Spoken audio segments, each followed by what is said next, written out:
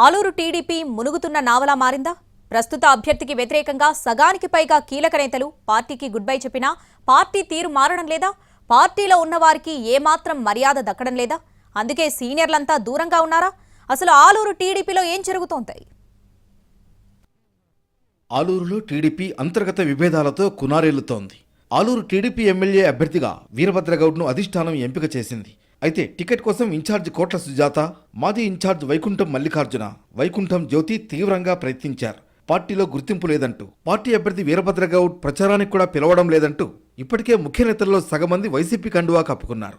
మాజీ ఎమ్మెల్సీ మసాల పద్మజ, వైకుంఠం మల్లికార్జున, పలువురు మాజీ జెడ్పీటీసీలు, మాజీ ఎంపీపీలు వైసీపీలో చేరారు. మిగిలిన టీడీపీ ముఖ్య నేతలను, కేడర్ను వీరభద్రగౌడ్ ఖాతరు చేయడం లేదనే చర్చ టీడీపీలో ఉంది. గ్రూప్ తగాదాల ప్రభావం చంద్రబాబు ప్రజాగళం సభలో స్పష్టంగా కనిపించింది.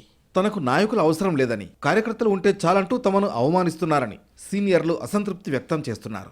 నామినేషన్ కార్యక్రమానికి వీరభద్రగౌడ్ మాట మాత్రమేనా పిలవలేదని సొంత పార్టీ నేతలతో పాటు కూటమిలోని బీజేపీ, జనసేన నేతలు తీవ్ర అసంతృప్తి వ్యక్తం చేస్తున్నారు. నామినేషన్కు రావాలని కనీసం ఫోన్ కూడా చేయలేదని జిల్లా అధిష్టానానికి సీనియర్ నాయకులు ఫిర్యాదు చేశారు. అధిష్టానం జోక్యం చేసుకుని ముఖ్య నేతలను ఆహ్వానించాలని చెప్పడంతో ఆలస్యంగా వారిని ఆహ్వానించారని సమాచారం. ఆలూరులో ప్రజాగళం సభకు కూడా బీజేపీ, జనసేన నేతలకు ఆహ్వానం లేదు.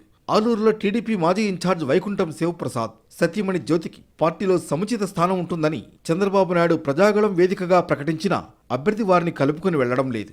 దీంతో మాజీ మార్కెట్ యార్డ్ చైర్మన్ జయరాం, మాజీ ఇన్ఛార్జ్ వైకుంఠం శివప్రసాద్ దంపతులు తీవ్ర అసంతృప్తితో ఉన్నారని సమాచారం.